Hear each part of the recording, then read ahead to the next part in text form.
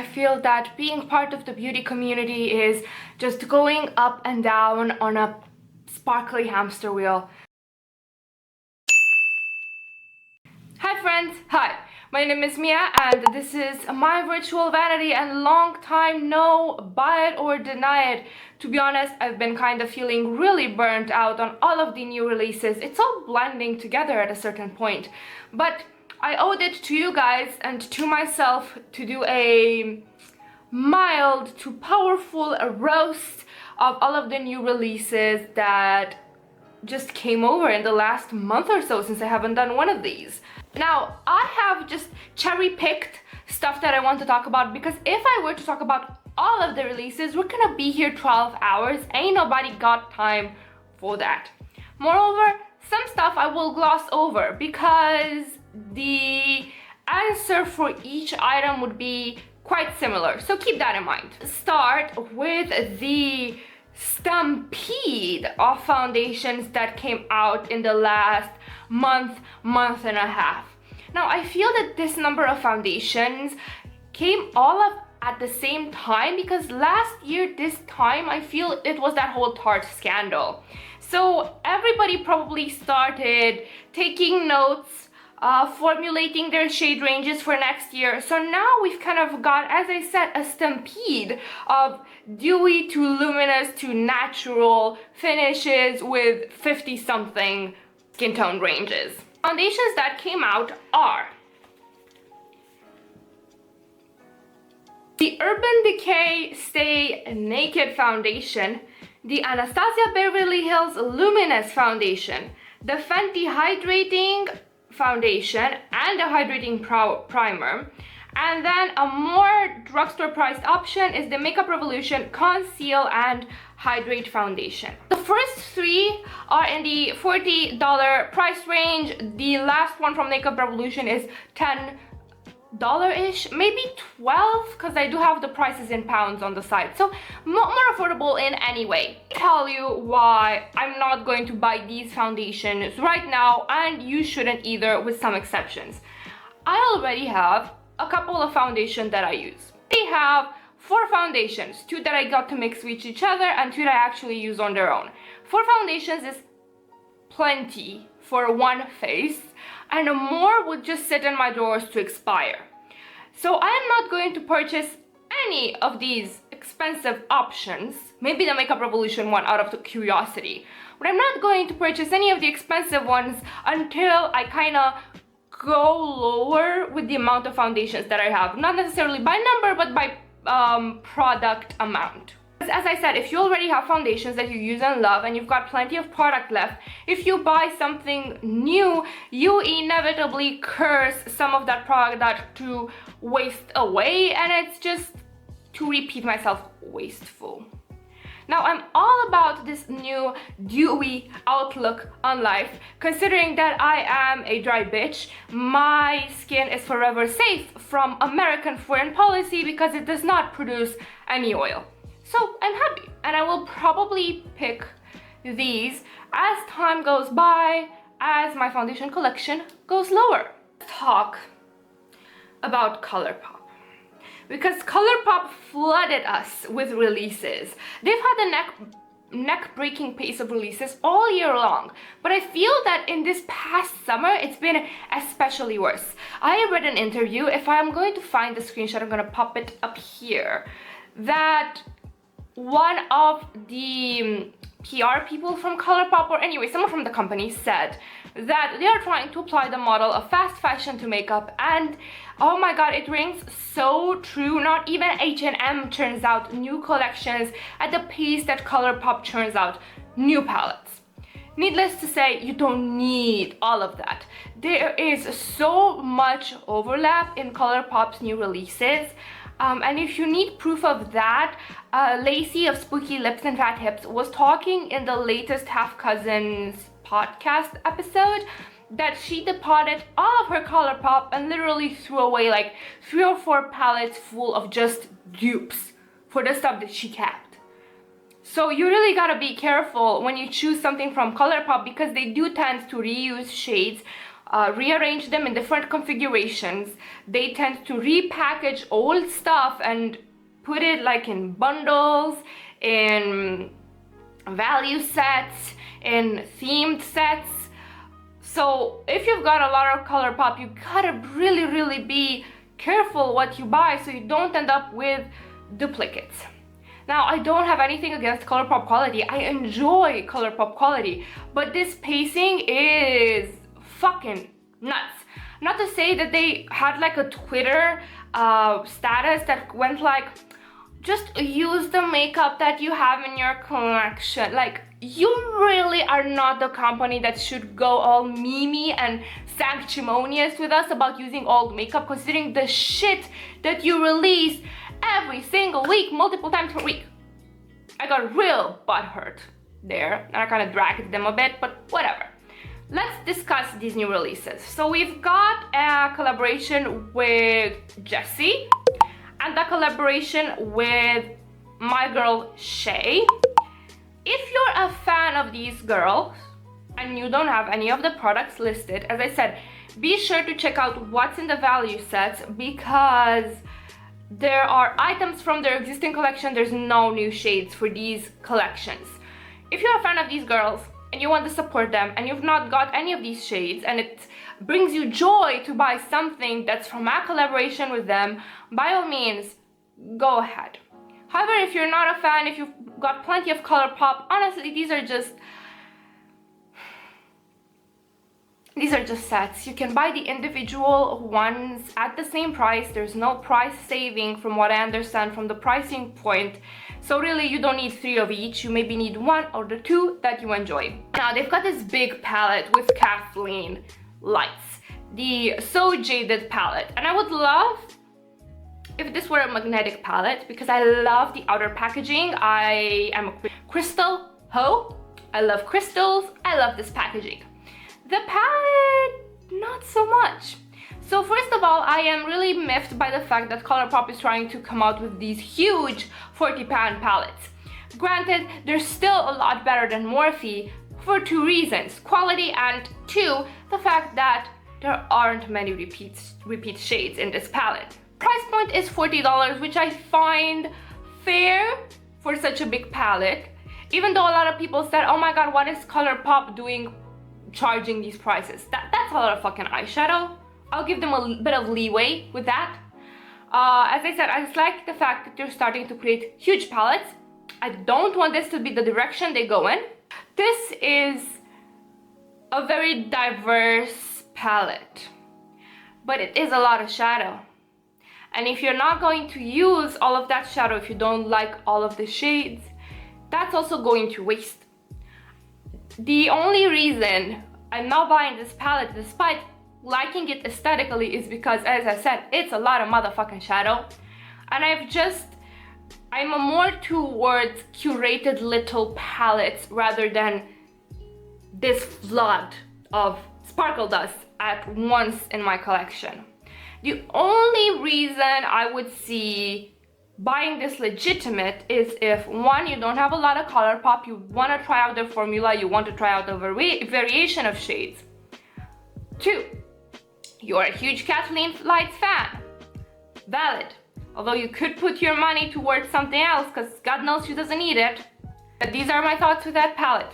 Now, don't think we're done yet. There is more Colourpop. There is more Colourpop. They've got this Exes and O's palette, which is a grungy type of sort of thing. It's got reds, it's got desaturated creams. It is beautiful and aesthetic, but I do feel that on the eyes, those reddy browns are not going to look that much different from any other regular warm brown, if you feel me. But I do feel that this is a very pretty palette on its own. Then they've come out with their new fall palette, the Burgundy Love or whatever palette, or whatever the hell you want to call it. It's just in a bundle with a bunch of other things for their fall collection. It is amusing to me that they call it a fall collection, because at this point, at least something new every week. Like, what differentiates this as a fall collection than the stuff you released a week ago? It's ridiculous. Now, this is a pretty palette. It's pretty shades. I like it. Not sure if I'm going to get it. If you did get the Exes and O's palette, I feel that this is quite similar except for the shimmers. As I said, pretty palette, but it's not like it's anything different than what Colourpop did so far until now. But I'm finally done with the Colourpop. Okay, next. Let's talk about the Kardashians. So I'm a bit late on this, but Kylie came out with her birthday collection, and it was just... I don't have anything against rich people. I'm not that kind of lefty. I'm not all about redistributing wealth or whatever, but that collection made me want a guillotine. It is just such a shameless flaunt of wealth and the celebration of wealth as a culture and just rich people shit. So the palette is called You're So Money Honey, and the packaging has dollars on it, and it's such a pity because the palette is pretty, like I like it, but the exterior of everything is such a shameless flaunting of how wealthy she is that I feel that she's taking the piss out of us, because most of that wealth she made with that cosmetics line. So she's like, thanks for making me rich, guys. Tasteless. It's tacky. It's just, most of the people that buy Kylie cosmetics do not have her level of wealth and don't even come near close to it. Most people that buy Kylie cosmetics probably save up to buy her shit because they love her. Most people that buy Kylie cosmetics are teens. What are we teaching our younguns about life that she feels the need to just throw the dollar sign on everything? Wealth is not the be all end all of things. It's great to have money, and it certainly makes you happier because it takes away certain worries that you might have otherwise. But to just make it the focus of everything is just too much and tasteless, as I said. So honestly, I like the palette, but I'd be damned if I'm putting a cent in her pocket. And her sister Kim came out with a collaboration with Winnie Harlowe, which has lipsticks, lip liners, you know, her standard fare, and a palette which is honestly, it looks like Colourpop for some reason. But that's because it's a bit removed from her brand aesthetic, which may be boring, but not everything has to be for you or for me, and that's okay. She came out with a collaboration with the model Winnie Harlowe, which is quite controversial. I'm not going to get into that. I don't feel the need to discuss her or drag her. There aren't any groundbreaking shades, but they're pretty. The glosses in particular I find really pretty. And the palette is very basic. It's not, as I said, in line with her usual neutral fare. It's got some pinks, it's got like a pop of color. The thing is with this, it is incredibly overpriced for what it is, as the rest of her collection is. I wouldn't buy this unless you particularly like one certain item, or if you want to support Winnie, because God knows Kim has plenty of money and she doesn't need your support if you don't 100% want those products. There's been a flurry of colorful palettes that came out this summer, including the Melt Radioactive palette, which retails for $40-something. Now, let me tell you why you don't need this palette, or at least how I see it from my point of view. Do you have any neons in your collection? Or anything that comes close to neons? If the answer is no, then it means you've never felt the need for a neon eyeshadow until now, and probably won't wear this enough to justify the huge price point. You do have neons. Do you have those shades of neons? And if yes, do you want repeats of those? If you've got the Melt Neon Stack, those shades can be found in the palette, which is a really bad move on Melt's part, because if you already got the Radioactive stack, you don't want to buy this. If you've already got the Radioactive stuff and you want to support the company and you buy this, you're a bit of a nunce, because you are literally paying $40 for just 2 extra shades. If you don't have the Radioactive stack, then you're going to get this because you get extra shades for a similar price point. So what were they thinking though? But anyway, I'm not going to get this. For the simple point that I like softer looks, I am more towards pastels or smokier shadows rather than full-on neons. So I'm gonna sit this one out. Too Faced came out with their fall collection and a ridiculous collaboration. Let's start with the collaboration. Too Faced is collabing with Madonna, which wouldn't be a bad thing in of itself, but this honestly screams cash grab. It honestly looks like their people and her people just met up in a board. They gave Too Faced the go to use Madonna's name and intellectual property, and that was it. It doesn't look like Madonna actually had any say in those products, because half of them are pre-existing products and then the rest are just generic shit. There's a generic palette, there's a Better Than Sex mascara, and some other shit that honestly just is so bland that it slipped my mind, just went through my eyes, out of my ears. I don't even remember how it looks like. Not to mention that that picture of Madonna is probably as old as I am. Like, I don't have a problem with Madonna's age. She is a queen. She's done great things, but it is very telling that they're using an older picture of her. Like, why are you using an older picture if she's collabing with you now? Go have a photo shoot with her and create a beautiful spread of pictures to promote the collection. That's why I'm saying it's such an obvious cash grab. They probably paid royalties for that picture and Madonna wouldn't give them the time of the day. It's not a good look.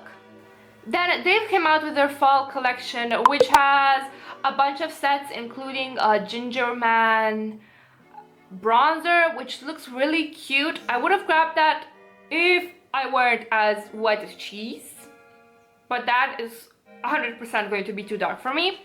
They've got a lot of value sets, like Christmas ornaments, which got a couple of palettes. They got a mini palette, which is really cute, and if you don't already have 9,000 other warm tones in your collection, it might have its place.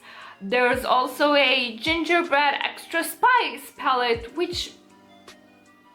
where is the extra spice? I mean, what's so different about this and the other over 9,000 warm palettes on the market? Like, what is extra spicy about this? I feel that this is like what white people think is spicy when it comes to ethnic food. So you obviously don't need that, because even if it smells nice, and I have fallen prey to Too Faced's nice smelling eyeshadows, like I avoid smelling their palettes in Sephora because it's like crack. And I know I don't need them, but my reptile monkey brain goes like, ooh, smells like food, must bring home to nest, which is ridiculous. If you don't have a huge collection, and maybe it would work, but if you don't have a huge collection and if you don't already have multiple warm tones, consider why you're not wearing warm tones. If you do wear warm tones and you're in the need for a palette, maybe this is it. But as I said, consider your needs versus your wants so you don't bring in more clutter into your life. 2 ABH releases come out since I last talked, and I actually don't know if I talked about this in my last one, but Anastasia Beverly Hills came out with a collaboration with Jackie Aina. Now, Jackie is a controversial figure, but we cannot deny all of the great things that she's done for the Black community on YouTube in particular, and how she advocated for diverse shade ranges, diverse photo shoots. She's done a lot of great things, and I feel that a collaboration after so many years of great work was well deserved. This palette had a bit of white people whining, because I can't call it otherwise. Obviously, I'm white. I have nothing against my fellow whites, except when we're being ridiculous, just like with other people. And the ridiculousness here was that, oh my god, she made a palette just for Black people, it's not gonna work on white skin tones, but why are we not about me? First of all, there are plenty of palettes that only work on white skin tones. Why are you not complaining about that if you want equality? Second, It's eyeshadow. If it's pigmented, it will work on your skin tone too. Those are just darker shades. If you don't like dark shades, don't wear them, but it will work. Not everything has to cater to your makeup preferences. It's okay. As I said, I feel that the whining surrounding this palette was unwarranted. It's eyeshadow. If it's pigmented, it will work for everyone. If it's not pigmented, it will perform like shit on mostly everyone. And this is a beautiful palette. I swatched it in store. I was so tempted to get it. But I'm not sure how much I would use these shades. I have similar shades in singles. I have similar shades in other palettes. Then there's the Anastasia Beverly Hills Norvina Volume 2 palette. Initially, I thought this was a fake because it's really not in line aesthetically with the rest of their collection at all. You've got this huge palette with huge fans, like yay big, like this size big, quarter big, of various colors. So the first 3 rows, you've got pinks and purples. Second rows, you've got warm tones, yellows, oranges, reds, which makes the palette look a bit not cohesive, but people have done amazing looks with it, and the pigmentation is stellar. I swatched it. Now, as I said, I am wary of paying that much money for things that I already have in my collection. Granted, the quality is superb, but it will be a storage nightmare, and I don't feel the need for it. However, if you do want to try out the Anastasia Beverly Hills formula, if you're into those warm tones on the bottom, if you're into those purples, because there's a lot of fucking purples, and you want a lot of Anastasia quality, I don't know, key price for them, this is $60, but for the amount you get, the price is okay, by all means. It's just not for me. Pony is collaborating with MAC to create a tarot-inspired collection. There's highlighters, there's an eyeshadow palette, there's lip products, and the packaging. Oh my god, the packaging is just, it fits all of my aesthetics. Now, I am for sure probably going to grab a highlighter for the packaging alone, which is dumb, but I accept myself as a flawed, being easily swayed by my own preferences. I don't need a new highlighter, but I like Pony, and I like tarot. I'm gonna get one. The eyeshadow palette I've not yet seen the inside of. If I got an updated picture, I'll put it, you know, in here, as I put all of the other pictures. But if it's beautiful, if it's not a boring shades of brown, maybe. But as is, I am wary of bringing more eyeshadow in my collection. Also considering that Pony's style doesn't completely match mine, just in terms of aesthetics. But the packaging though, really clever, MAC, really clever. This place came out with 2 palettes since I last did this video. God, I need to do it more often. There's the Warrior 3 and the Nomad.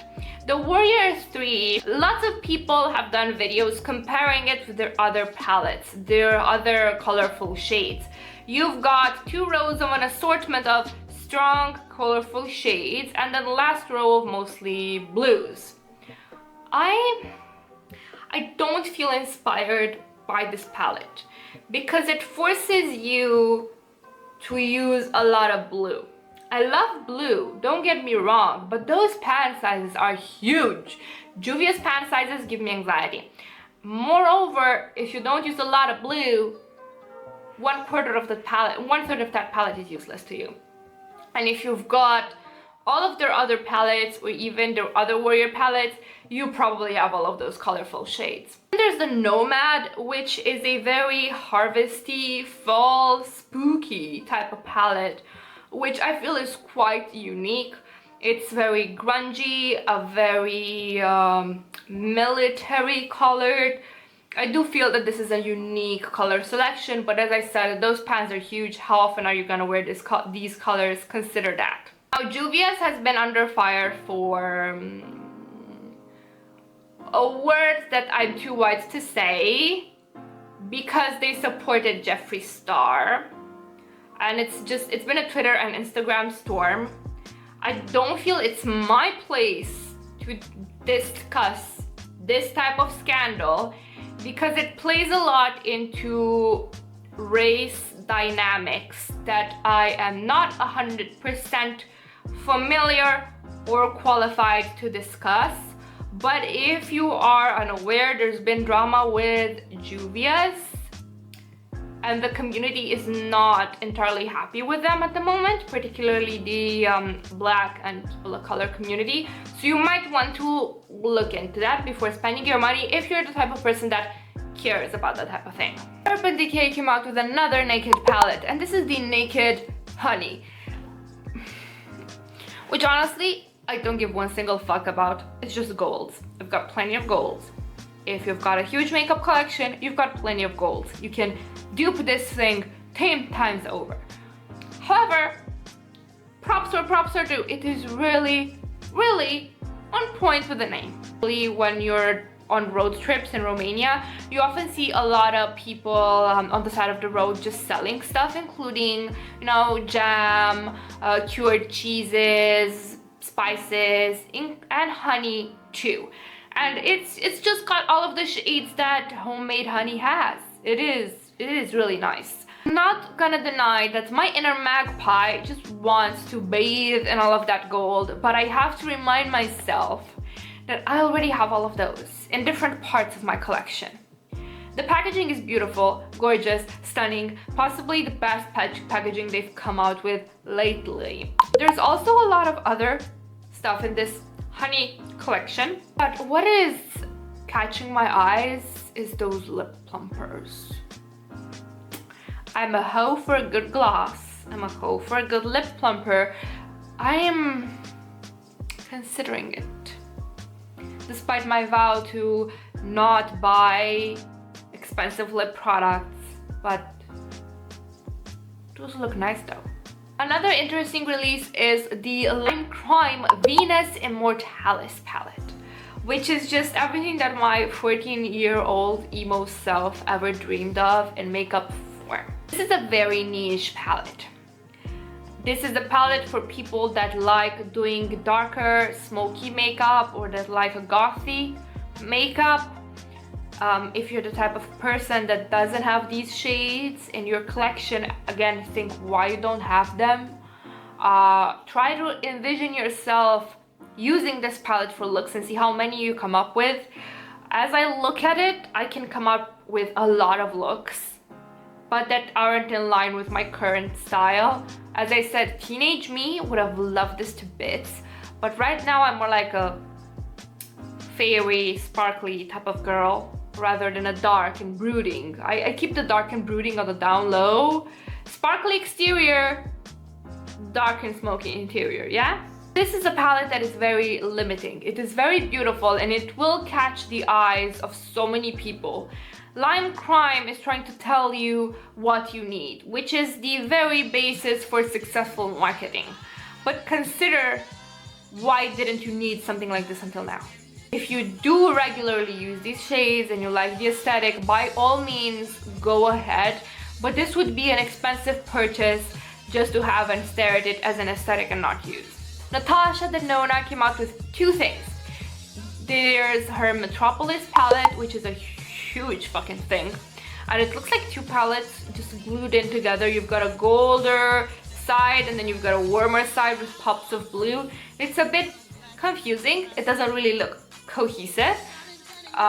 It is a huge amount of products. There is apparently a new pan size, a meaty pan size, so you get all of this shadow for $129. That's a lot of fucking eyeshadow, and I feel that a lot of the shades are too similar to each other. Too many similar golds, too many similar browns, too many similar oranges. I wouldn't feel comfortable paying almost $130 for something that has so many functional duplicates. Like, they look a little different on the pan, but will you be able to tell the difference on the eye? It feels like she just took all of the shades that didn't make the cut for the other palettes and just slotted them in, and they were like, okay, let's give the masses our leftovers. Then there's this Natasha Denona Mini Gold palette, which is and isn't a good move. because it's got different shades than the original gold. Whereas the original gold, you had true golds and pops of blue. This one is golds and khakis. It's a different, more military kind of gold, I would say. Now, this is a good move because people that did not have the original gold palette can buy this one and get something different. Not a good move because people that wanted the original gold palette but didn't want all of the golds don't have this as an option. If they had made this as like a true mini with the pops of blue and teal and the gold that the gold palette has, I would have snatched this up in a heartbeat. Because I really did love the shades and that gold palette. It was just too much, too big, too expensive. So I would have gone for a mini. As I said, it's got its pros and cons for being different. I think this was a smart decision by the marketing team in different ways. I'm just disappointed, personally, selfishly. We're almost done. I feel like I ran a marathon and I've got other things that I want to film, but I'm just this close to losing my voice. BH Cosmetics is coming out with a, Golden Twilight palette for $12. I really do like this. This gives me more muted Natasha Denona gold vibes. You've got some blue-brown duochromes, you've got some pops of darker blue, tealish, smoky set of colors, some gold duochromes. I'm really tempted by this. I'm kind of waiting for more reviews to come out on it, but as a color story, I do love this. It's something that I would really wear a lot, so I am considering picking this one up, considering that BH Cosmetics quality has gone quite up in the last few years. Now let's talk about scandals.